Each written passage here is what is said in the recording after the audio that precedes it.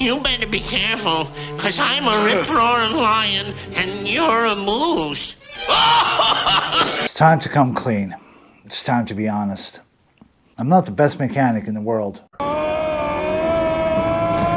I'm definitely not the best at making videos. But I always try to learn something new. A new technique, a new tool. And one of the things I've learned while working on aircraft in the US Air Force is that there's always a part of the jet that you don't know well enough. Never be ashamed to admit that you don't know, that you need to look it up. Because if you don't, when you screw up, people die. So why would you watch me?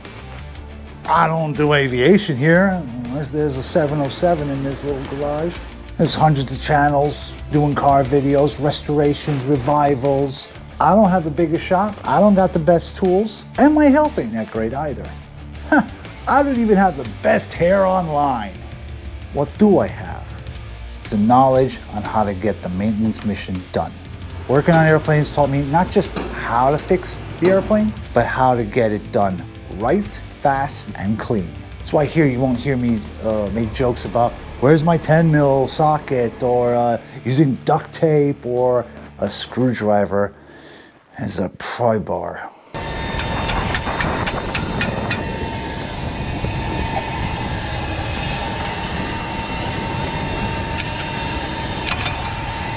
I know I tried in the past, but that's just not me. Here, I do F.O.D sweeps. I do records based on AFTO 781 forms from the Air Force. I have checklists for nearly every maintenance action.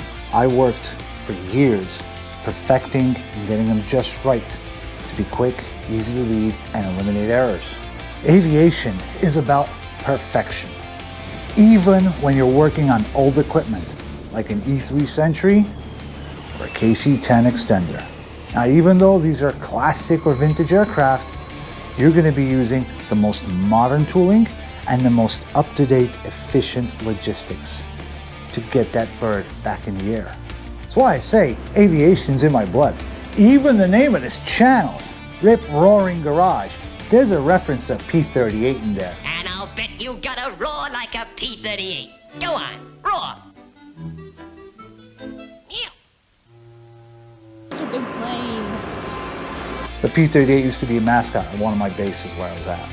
So why not apply all this aviation excellence to classic vehicles?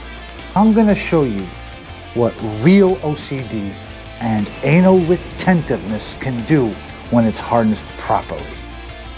Yeah, how I kept a fleet of old cars running great, burning rubber, and having fun, without breaking the car or the bank. Now, those who've been following me for a while, you guys know that it's been 3 months since I posted.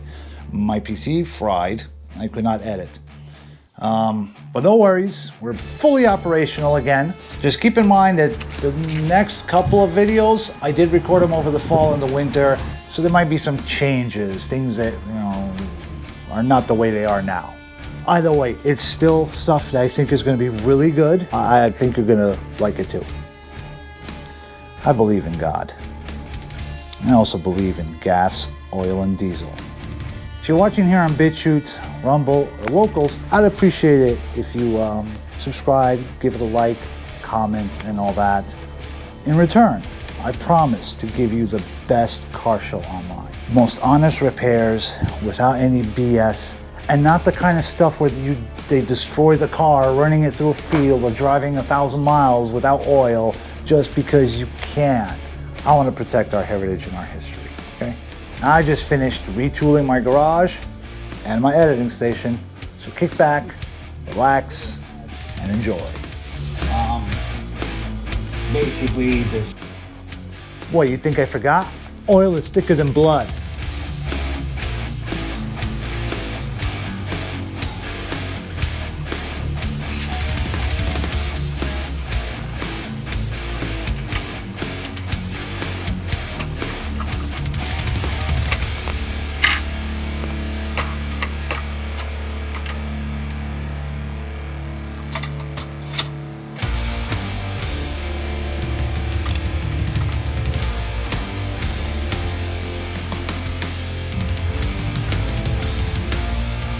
See you in a bit.